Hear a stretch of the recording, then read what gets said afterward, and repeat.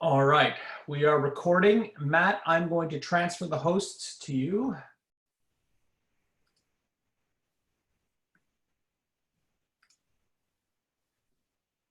Okay, you're now the host.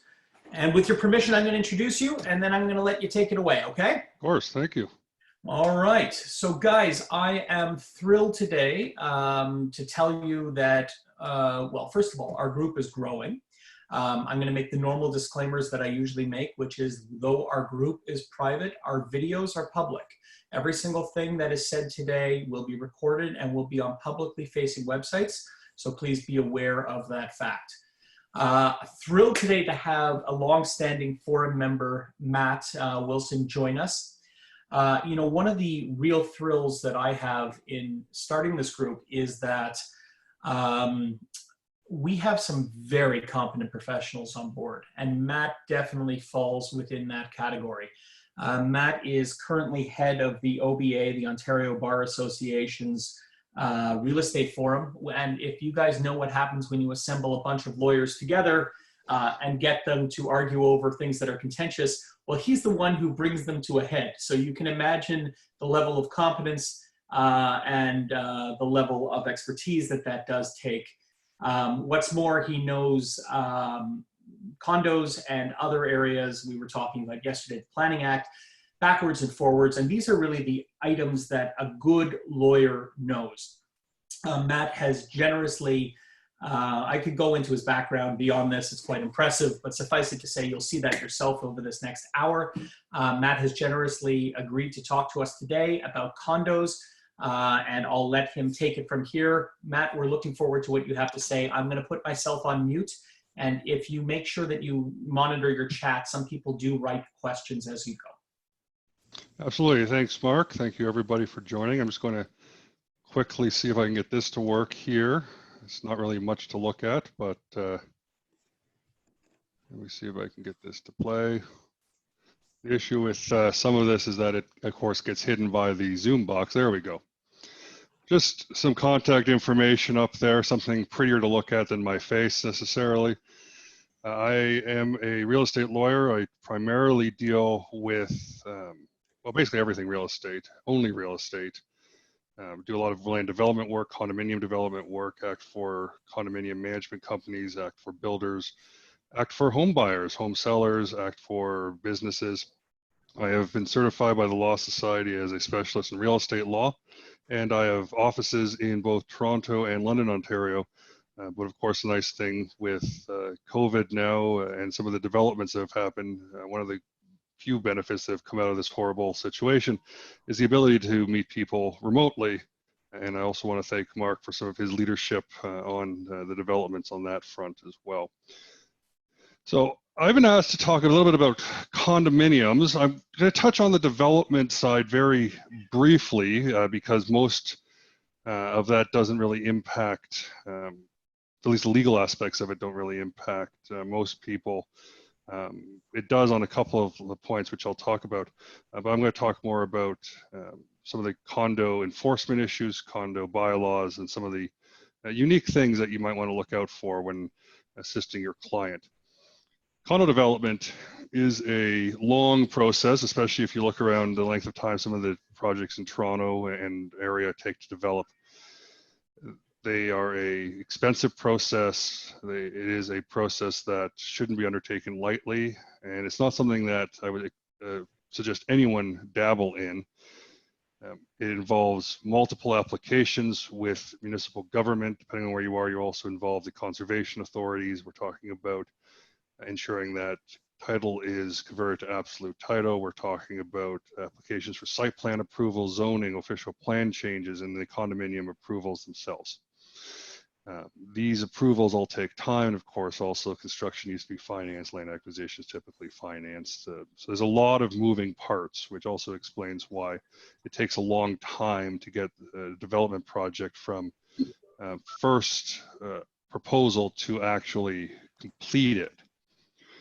Part of this then leads to very long runways on entering into agreements of purchase and sale, and also gets into issues with interim occupancy, which I'll touch on in a moment. But I thought it would be good off the top just to quickly look over the different types of condominiums. And depending on where you are in the province, you'll see more of one versus another. There is your standard condominium. This is the first form of condominium that became available in Ontario. Standard condominium. Standard condominiums are what a lot of people will think about in a condominium. These are typically towers, but they can be townhouses. They can be a variety of different forms.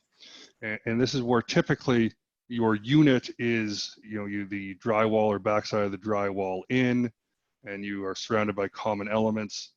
You can have exclusive use common elements as well.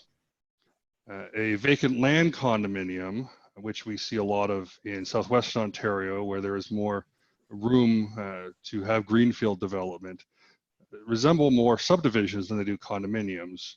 Your condominium unit is effectively what on a subdivision plan would be your lot. So the entire home on it is part of a unit, but so is the front lawn, the back lawn, the roof. All of that is actually part of the unit.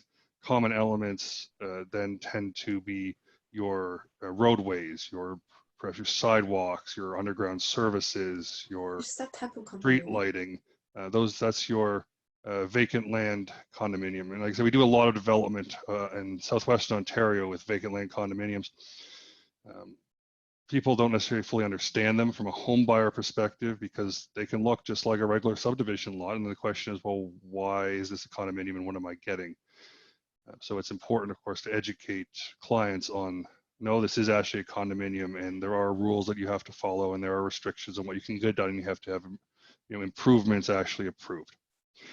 There are common element condominiums where the only part of the condominium is common elements. The actual buildings are built on parcels of tied land or pottles.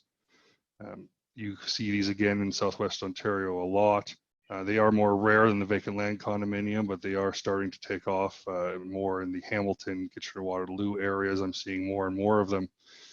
There are less restrictions on what you can put on the actual house because the house is not on a unit, it's on a parcel of tied land.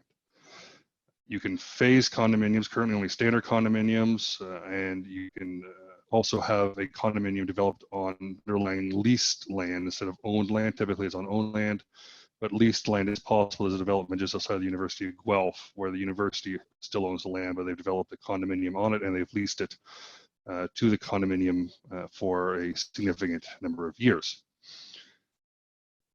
The important point when it comes to this and how this impacts clients is depending on the type of condominium will depend on when the condominium itself is registered. And the big question is, well, what does that matter? Well, it matters because you can't actually close ownership until it's registered. A vacant land condominium is registered typically in the same manner as a subdivision. It is registered before the houses or other structures are built on it. So there's not typically interim occupancy in a vacant land condominium situation. A standard condominium, the entire structure needs to be built fully and certified by a surveyor and an engineer and signed off on before it can be registered. So if you're building a high-rise tower and you can't register it until everything is done, this then leads to interim occupancy because the first few floors might be perfectly safe to occupy, but they're not yet registered as units, so you can't actually close on the sale. So then this leads to a period where someone is required to occupy the unit. An occupancy fee is paid. The occupancy fee is based on the estimated monthly municipal property taxes for the unit, the projected common expense fees for the unit, as well as interest on the unpaid balance of the purchase price at a prescribed rate of interest, which is exceptionally low due to where interest rates are. Yes. Can I just remind everyone to please go on mute? Art, we're hearing your dog in the background. And Kathy, we heard you before. Just everyone please be on mute for this. Thank you for that. Matt, you also have the ability to mute people on your end because you're host. Excellent. Anyway, as I was saying, interim occupancy is sort of what we're looking at here. Interim occupancy can last for a significant period of time. it all depends on the actual development and how things go. Of course, for your clients, you probably want as short of an interim occupancy period as possible, because interim occupancy, you have clients who are paying into a project through, again, common expense fees, municipal taxes, and interest on the unpaid purchase price, but they don't actually own it yet. They're not actually building their equity yet. So once a condominium is declared, you have the declaration that's registered. The declaration, of course, is the governing document. It is subject to the Condominium Act, but it is the governing document. There is no obligation for the declaration to be reasonable. So you have a reasonableness requirement when it comes to the bylaws, when it comes to the rules, but a declaration doesn't need to be reasonable, it just needs to comply with the Act. So the big area where this comes into question is about pets. You'll see in various projects, you'll have no pet clauses or limits on pets. If it's in the declaration, they can say no pets whatsoever. And it doesn't matter if that's unreasonable or not. And there's actually been some case law out there that they've even looked at it in a service animal context. And they said, well, it says no pets, so it says no pets. I don't necessarily agree with that, but that's where there's been some decisions on. If it's a restriction in the bylaws or in the rules, it has to be reasonable. You can also, in the declaration, look at prohibitions on smoking in units or on balconies, et cetera. And I'll go into some of these other issues in a minute. So the declaration is registered by the declarant or the developer, but technically the declarant. The declarant is the people who own the land on which the condominium is developed, or is leasing the land in the case of the leasehold condominiums. It gets registered in the registry office and is available and does form part of the status certificate package.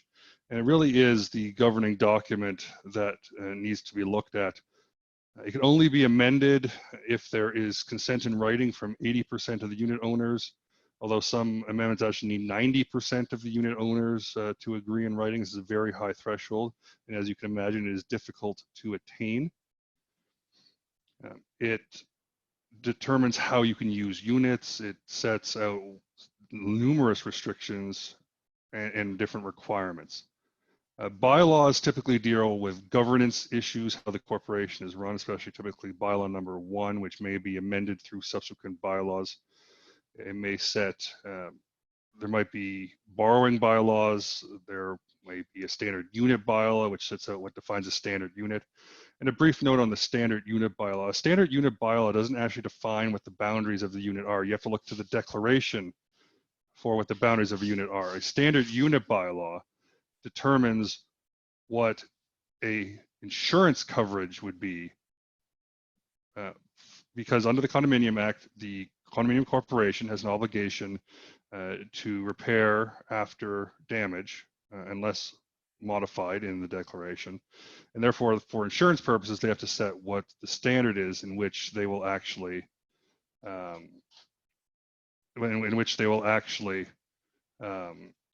cover. So some of the different condos have different standard unit bylaws. Some of them only insure effectively to the absolute base of subfloor and drywall. Some of them will go to builder standards. Some of them will go beyond that. So it is important, if you have a client who is talking to their insurer about what kind of insurance do I need on a condominium, to actually refer to a standard unit bylaw to determine what is actually covered under the condominium's insurance versus what would need to be covered under a unit owner's condominium policy, because it really does differ significantly. Like I said, bylaws do need to be reasonable. They are passed by the board, and then a 50% plus 1 majority of all units must approve the proposed bylaw, and then it's registered on title. The board can also make, amend, or repeal rules. Rules, though, cannot just be about anything. Rules have to be for the purpose of promoting safety, security, or welfare of owners and of the property or assets of the corporation, or they must be aimed at preventing unreasonable interference with the use and enjoyment of the common elements, the units, or the assets of the corporation. So, for example, they can deal with noise, they can deal with parking, you can find pet and smoking restrictions and rules as well. They must be reasonable. They do not need approval from the unit owners. However, if the unit owners, 15% of the unit owners don't like rules that are proposed, they can requisition a meeting about the rules within 30 days of the rules being passed, in which case the rules then will not come into force unless 50% of the unit owners participating in the meeting in person or by proxy vote in favor of it. So where does that leave us? So we have a declaration that's subject only to the Act and other legislation, such as the Human Rights Code. It can only be amended with a very high threshold of 80 to 90%, depending on the amendment, of unit owners' right of consenting. You have bylaws which need to be passed by 50% of the units, and you have rules that come into force without owner intervention unless 15% of the unit owners requisition a meeting, and then you have to have effectively at least 50% of the unit owners participating at the meeting vote against it, if you look at it that way. So what happens if someone doesn't comply? Well, Section 119 of the Condominium Act requires the condo corporation, as well as any director, officer, employee, or owner or occupiers, this would include tenants, to comply with the Act, the declaration, the bylaws, and the rules.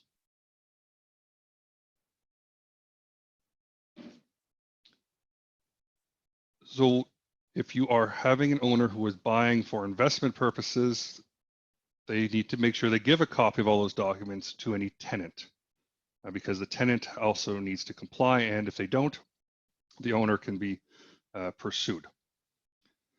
There is a need for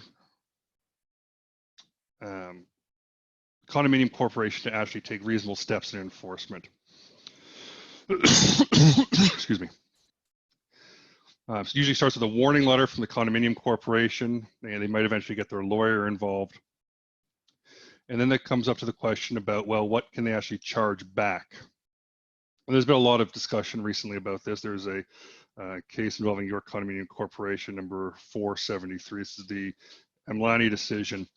And the answer to that is basically it depends. It depends on the wording in the declaration of the variety of indemnity clauses. Some corporations have language that permit charging back all actual enforcement costs. Others only allow charging back of the actual costs incurred in remedying the situation. So there is a big difference between the two. I will note that there is a pending change to the legislation about chargebacks. Under the legislation, which is not yet in force, nor is there a date set for when it comes into force. Within 15 days of an amount being added to the owner's ledger, the corporation must give the owner notice of that addition. And then within 30 days of that, the owner must either pay the amount, they can apply to the condominium tribunal at that point for a review. This is if the tribunal is hearing these matters. The tribunal, it doesn't take on too many things yet. If the tribunal is not yet authorized to hear the dispute, it goes to the Superior Court. After 30 days, the corporation can, if there is no objection, proceed to add the chargeback to the owner's account, and then it would be collected in the same manner as common expenses, as unpaid common expenses until paid. Why is this important? Because any common expenses that are unpaid can form a lien. It, in law, automatically forms a lien, but the lien has to be preserved by registering a lien on title within 3 months of when the amount became due. There is a notice that has to go out at least 10 days before to the unit owner advising them that the lien is to be registered. It doesn't mean that any amounts that are due for periods longer than 3 months before when it became due can't be collected. It just means it can't be collected as part of the lien. The condominium corporation would have to go to court to recover.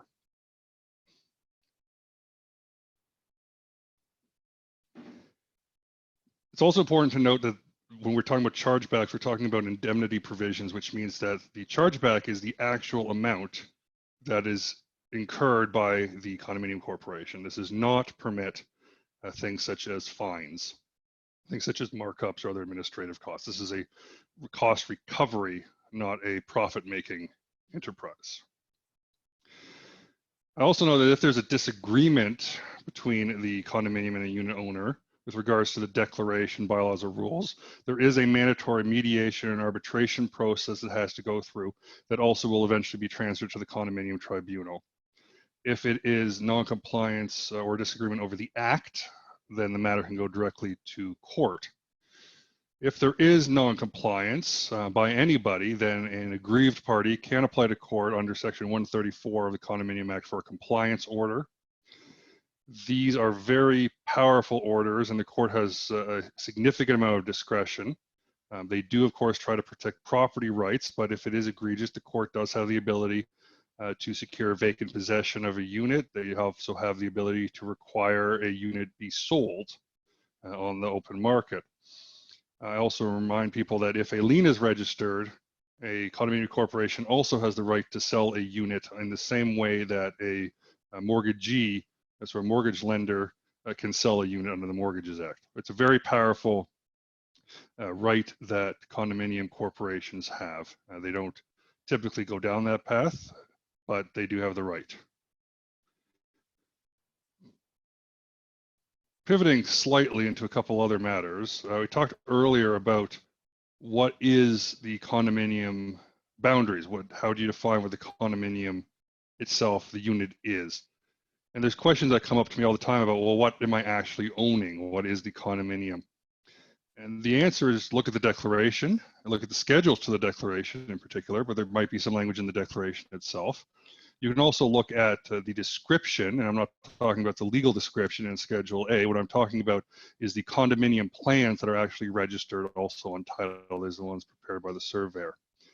So if you look at a declaration, Schedule C to the declaration will describe the boundaries of the unit.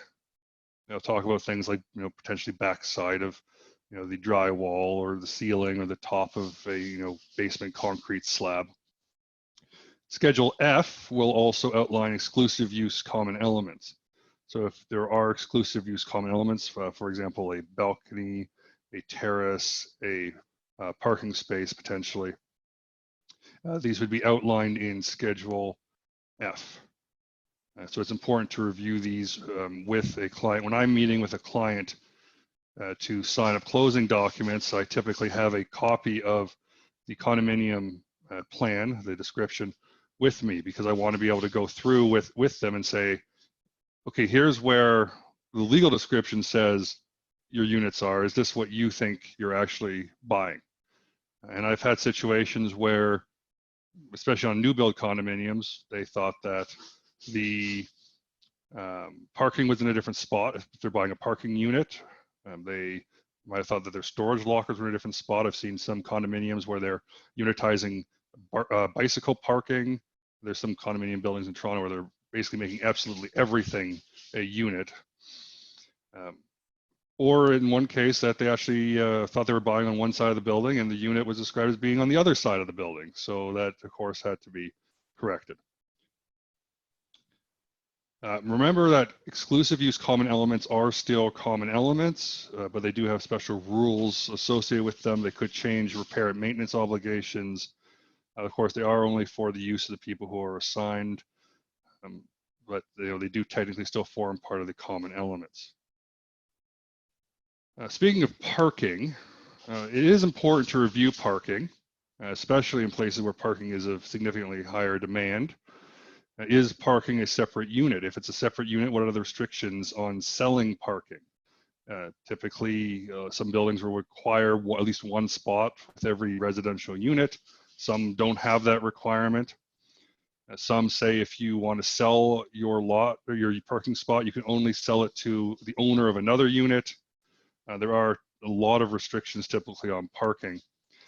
Or is parking an exclusive use common element? Of course, then there's restrictions also on, you don't actually own it, but you have the right to use it. And the question is, where is it? It's also a lot harder to move the location of the common elements because you can't actually move which exclusive use common elements is assigned to each unit without amending the declaration. It's just simply regular common elements that are assigned by the condominium corporation. And the question is, on what basis is parking assigned? or it could be part of the unit itself, but typically you only see that in a vacant land condominium where the driveway is part of the actual unit. There are other times when condominiums will lease parking spots to unit owners. If it's part of the common elements, that is actually totally fine, but you'll want to know that in advance and what the costs are.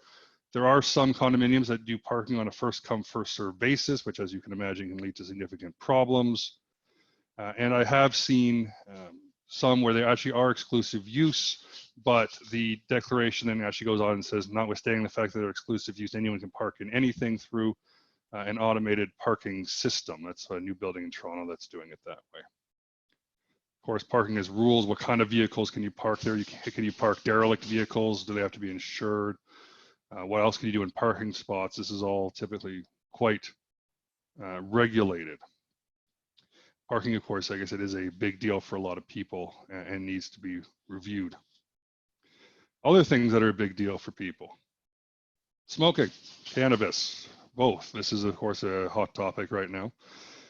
Is your client a smoker? If so, what kind? Is it tobacco? Is it cannabis? Do they vape? Do they want to grow plants as is permitted under the cannabis legislation? The declaration and the rules might have restrictions on what they're allowed to do. Does your client have any allergies to smoking or cannabis? Of course, then again, you'd want to see what restrictions there are in the declaration or rules. Is there a differentiation between use of tobacco versus cannabis versus vaping? Is there a restriction on where and what happens? Can you smoke in the unit but not on the common elements, including on a balcony if it's exclusive use common element? Is there an issue of what happens when smoke maybe goes through the walls into an abutting unit? It's a very hot topic. Be aware of human rights issues that could also be triggered when it comes to issues of tobacco and cannabis. This is for both religious grounds as well as for medical grounds. Look at and those have to interplay, of course, then with the rules. Some units are grandfathered. So just because someone can smoke in a unit that is being sold doesn't mean the buyers of that unit can smoke in that unit. You really do need to look at the particulars if this is of an issue to your client. Similar, the question I always ask is, do you have or will you think you're going to, or do you think you're going to have a pet? You wouldn't think pets would be a big deal, but they are. As you want to look at the restrictions and the prohibitions on pets, some condos say no pets whatsoever. Some limit based on size, weight, breed, quantity. If they're in the rules, make sure that there is a reasonableness requirement. Again, if they're in the declaration, they're not. Look at the nuisance provisions. How can a pet be deemed to be a nuisance? Pets that are deemed a nuisance may be required to be removed, and this does even apply to pets that are needed for accommodation of a disability. If there are restrictions, though, and you do have a client who requires a pet for accommodation of a disability, I mean, you really do need to talk to a lawyer to see what can be done to ensure that that will not be an issue. Like smoking and cannabis, pets might also be grandfathered or grandparented in. You will want to review, because just because there's a pet in a unit doesn't mean that a buyer of that unit can have a pet. If your client is allergic to pets, can the building have pets? Also, if you are acting for either a client who wants to lease a unit to a tenant, or if you are acting for a tenant, as you likely know, under the Residential Tenancies Act, a no pets provision is void. However, if pets are prohibited by the condominium, then pets are prohibited by the condominium. So in this case, if a declaration prohibits pets, then it can actually be a no pet building, notwithstanding what rights are under the Residential Tenancies Act. What I'm seeing is, for tax and other purposes, pretty much every new rental building that is being built is being registered as a condominium, even if none of the units are being sold. like I said, it is beneficial from a tax point of view from the developer, and therefore they are proceeding in that way. There is a number of rental buildings that are also being converted to condominium. If those landlords want the building to be a no pet building, then they can simply in their declaration say no pets. And then that again, like I said, governs even notwithstanding what the Residential Tenancies Act says. When you're looking at acting for a client buying a condo unit, you also will, of course, want to make sure that the unit can be used for what their intended purposes are. Do they want to have a home office?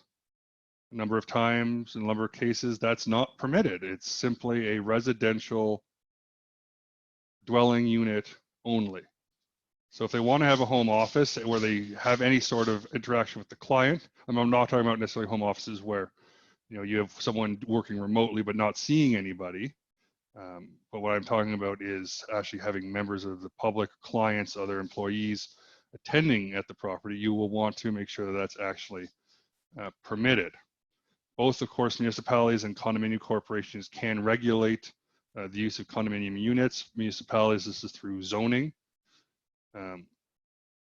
Condominium corporations, of course, can be more restrictive than the municipality, but they can't be less restrictive. Right? So the municipality will still govern when it comes to what's allowed or not allowed. Sometimes the declarations will simply say that you're allowed to do whatever the zoning bylaw allows in the unit, in which case then you'd want to look, of course, at zoning. Other times, again, it is very prescriptive, especially also in mixed use buildings where you have commercial and residential units and the breakdown of the two.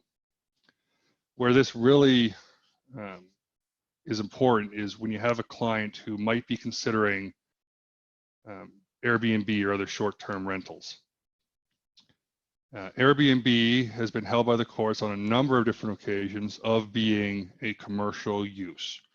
So if you have a declaration that says that a unit is to only be used for single-family residential purposes, the keys there being single-family residential, then under what the courts have held, Airbnb or similar are not permitted. So even if the declaration or rules don't say anything about short-term rentals, if it says that it's a single-family residential building, then it's not permitted and the corporation can enforce on that basis. Now, a lot of new buildings do have restrictions on short-term rentals. A lot of old buildings are also putting in restrictions on short-term rentals. So you'll want to review these if they are of concern to your client. Toronto and other municipalities also have their own restrictions that they're putting in place on short-term rentals. Toronto's restriction on primary residences only. Ottawa has restrictions now, but a lot of places do not. So it really does come down to a building by building review. And even if the municipality allows short-term rentals, the condominium corporation may not. A lot of them do not want short-term rentals. There are restrictions I've seen also on numbers of students allowed. I note that a student, post-secondary or otherwise, is not a protected class under human rights legislation. So you can say, well, we were only going to allow a certain number of post-secondary students in a unit that are either related or unrelated to a unit owner. There are other restrictions, of course, you can have on how long rentals need to be. They must be at least 30 days. I've seen somewhere it says they must be at least a year. And of course, ones that say they are not prohibited or not allowed at all. There's a lot of different issues when it comes to condominiums. And I think that's the important piece, is that you cannot look at a condominium in the same way you look at a non-condominium property. Even if it's a vacant land condominium, there are unique rules, there are unique provisions. Audrey Loeb, who is one of the condominium gurus in Ontario, once referred to, actually many times referred to condominiums as the fourth level of government after federal, provincial, and municipal. And it is very true. You are basically dealing with another level of government, another democratic level of government. It's important to know how the condominium runs, it is important to make sure you get a status certificate. It's important you make sure you get that status certificate reviewed, and there's a new platform that Mark put together that will assist with that. You'll want to make sure that you have a good lawyer reviewing the status certificate and providing feedback. Not every lawyer is equal, I will say. There are really lots of really great lawyers out there, and a lot of them are on the forum. You want to make sure though someone actually takes the time to go through the documents in detail, because there are a lot of issues that might be important to a client that a developer has thrown in there, and it might be one line in a very long declaration, or in the case of Airbnb, a couple words, single family residential. We're talking 3 words that could have a significant impact on what a purchaser can do with their condominium unit. And if they're buying it to use it for short-term rentals and the declaration doesn't allow it, they probably want to know up front that it's going to be an issue. Condominiums, I will say, are interesting. I find them quite fun. I can find them quite frustrating as well, depending on who is managing a condominium or who the board are. But I tell you, every condominium file that lands on my desk, be it development or management or dealing with unit owners, it's never boring. It's always interesting. And isn't that, sort of what we enjoy in many ways? I mean, it keeps life fun. But it's really important to remember, if you take anything away from this brief chat, there's 2 things. One, read everything about the condominium. Don't assume anything. And 2, once you figure out what your client's needs are, make sure that they get a good, proper review of those condominium documents and get their questions answered. There is no right to a rescission period in a resale condominium. This is why having those clauses around status certificate reviews are very important. A condominium corporation under the Act does have 10 days from the time they receive their $100 payment, including tax, to provide the status certificate. So make sure you provide enough time for the status certificate to be prepared if you don't already have it in hand. If they don't prepare the status certificate in time, there are a couple of things that the law provides around deeming certain things. For example, it deems the unit owner, the current owner, not to be in default of condominium fees, which is good to know that there are no arrears. But if you can't actually review the status certificate documents, the declaration, description, the bylaws, the rules, any joint use agreements or shared facilities agreements, management agreements, and the like, you still can't answer those questions for your client. So make sure that there's enough time given, and make sure there's a clause in there for proper review if it's of concern, and I would suggest it's likely always of concern. On a new build condominium, a package, a disclosure statement package will need to be provided. And then there's a 10-day rescission period where the client can back out of the purchase, unlike the typical OREA clauses on a status certificate condition, where typically a deal is null and void if no notice is given. For the rescission period under the Act, you have to actually tell them you're rescinding within the timeline to back out of the deal. There is one little thing I will note to watch out for, and this is happening a lot in certain areas and especially in vacant land condominiums. Because of how a vacant land condominium is set up, the declarant and the home builder are not necessarily the same person or same company. So the declarant will develop the land. They will sell all the empty lots to a builder who will then build and sell to the home buyer. So it might look like a new development. It might have terry on, it might cover everything. But because the home buyer is not buying directly from the declarant, there is no rescission right. The rescission right only applies if you're buying a unit or a proposed unit directly from the declarant. And in that case, you're not. You're buying it from the builder who's buying it from the declarant. So in those situations, if you can find out if the home builder and the declarant are different companies, Even if they're related, you will want to consider negotiating a status certificate review condition the same way you would on a resale condominium. So that's everything that I really wanted to go over. I probably went through it quite quickly. I will ask if there are any questions, and I'm happy to chat about anything that you might have. We still do have some time.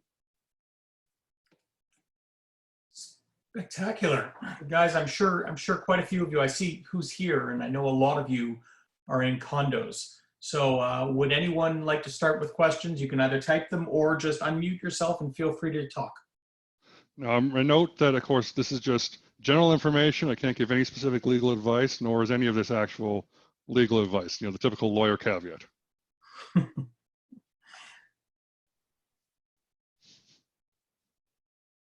Anyone care? mean, if anyone has any general questions, my email is on the screen as well as the phone numbers. I mean, I am trying to make myself available. You're welcome to contact me. I'm always happy to chat. Well, Matt, if there are no questions, then that means that you've done a comprehensive job in actually addressing things. I'm going to mention one or two things. First off, many of you just listening to Matt can quickly figure out that there is a significant difference between a simple real estate lawyer who spends 10 minutes reviewing status certificates and telling you everything is good, and those people who have deep knowledge in their field. Many times you may come up against condos that have problems. Sometimes those problems are litigation based. And when those problems arise, having people with expertise like Matt's are really invaluable and make the quantifiable difference in allowing you to secure your deal, because you can then speak with some surety as to what is going on, as opposed to those reviews that undoubtedly all of you have seen, where a lawyer is busy covering their own rear, but not giving you any tangible information to assist you with your client. Knowledge of the Condo Act, knowledge of how condos work, all of that is critical to properly servicing your client as you move forward. And as a result, picking someone like Matt when you have condo reviews is really a critical component of making sure that you're competently servicing your client. And to that end, just a little plug, I will tell you that Matt will hopefully be joining our review boards very shortly at legalreview.ca. We have him in for the next cohort. So that level of competence will be brought to bear certainly in the reviews that we do as well. Thank you. You're getting a lot of thank yous in the comments here, Matt. Anyone else? If not, we'll call it. Anyone else have any questions, concerns, or anything that they've ever wanted to know about condos? Matt, I think we're good. I think you're out. I think we're good. Thank you all very much. I hope everyone has a great day, great rest of the week. It's been a pleasure chatting with you. Thank you, Matt. Take care. Thank you very much.